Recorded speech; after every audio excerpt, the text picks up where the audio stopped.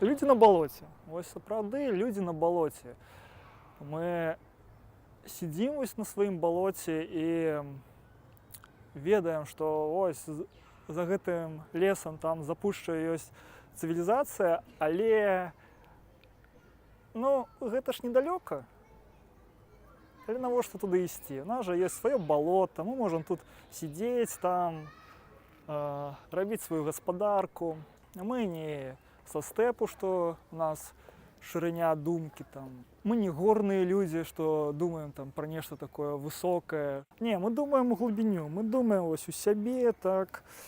Канешне, падзяляемся мы, такія беларусы, што ёсць гарадскія, ёсць сельскія, але гэтыя рысы, яны хутка знікаюць. Трэба проста трохі часу пасядзець сельскаму ў горадзе і наадварот, і асімілюецца хуценька, прыйдзе гарадскі там, да суседкі ў вёску, да яго там нейкая бабка скажа: ну шо, гаруеш? І ўсё, і ён адразу так: гарую, ну што рабіць, гарую. Ну, такія вось мы гаруем да змагаемся ў сваім балоце.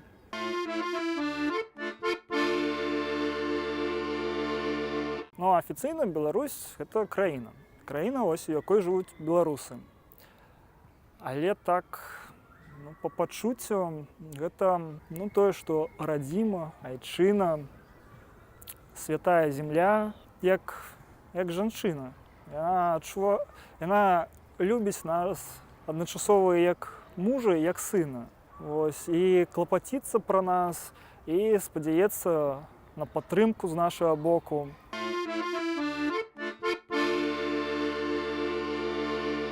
Беларуская мова – гэта прадукт нашай культуры нараўне з архітэктураю, мастацтвам. Толькі ў адрозненне ад той же самай архітэктуры, яе амаль што не трэба тлумачыць. Вось ты яе чуеш, і зыходзячы з таго, як яна гучыць, пра што яна гучыць, якія выразы выкарыстоўваеш, вось у гэтым і ёсць рысы менавіта нашыя беларускія, вось, якія і адрозніваюць нас ад іншых. Вось менавіта яны вось там і схаваныя. У вёсках там адразу згадваюць беларускае тэлебачанне і кажуць: ого, ты кажаш як па тэлебачанні, якая ў цябе чыстенькая беларуская мова. А мы ад іх ужо напаўняемся іхнімі выразамі такой бруднай, калгаснай, мужыцкай мовы. Літаратуру напаўняем адзін аднаго, і я як